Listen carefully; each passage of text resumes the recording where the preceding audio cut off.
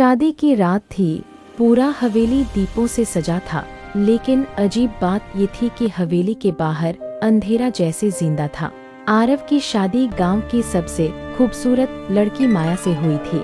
माया की खूबसूरती में कुछ अलग था।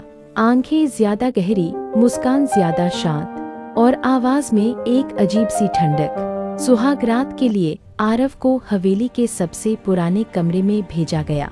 कमरे का दरवाजा बंद होते ही क्लिक, कुंडी अपने आप लग गई।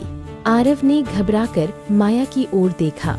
वो आईने के सामने बैठी अपने बाल खोल रही थी।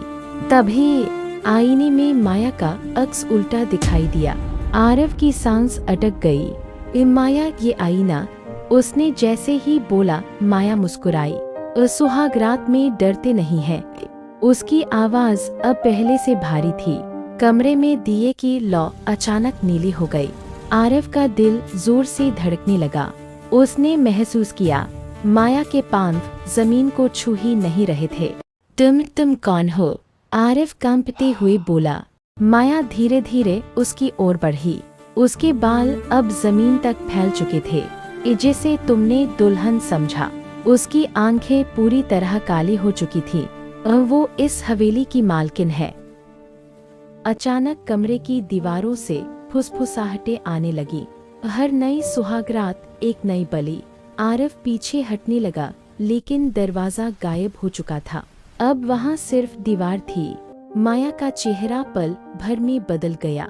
सुंदरता की जगह झुलसा हुआ चेहरा, लंबे नुकीले दांत और गर्दन अजीब तरह से मुड़ी हुई। मैं चुड़ैल हूँ, उसने फुसफुसाकर कहा, और ये हवेली मेरी भूख से जिंदा है। आरव जमीन पर गिर पड़ा। उसकी आंखों के सामने अंधेरा छाने लगा। तभी सुबह की पहली किरण कमरे में आई। आरव की आंख खुली।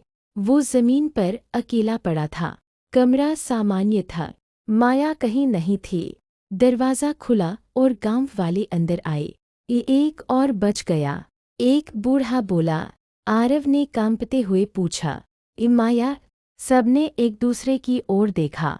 इस हवेली में 20 साल से कोई दुल्हन जिंदा नहीं।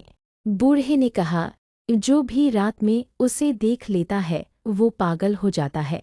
आरव चिल्लाने ही वाला था कि आईने में उसे फिर वही मुस्कान दिखी, माया की, और आईने पर खून से लिखा था, अगली सुहागरात फिर मिलेंगे।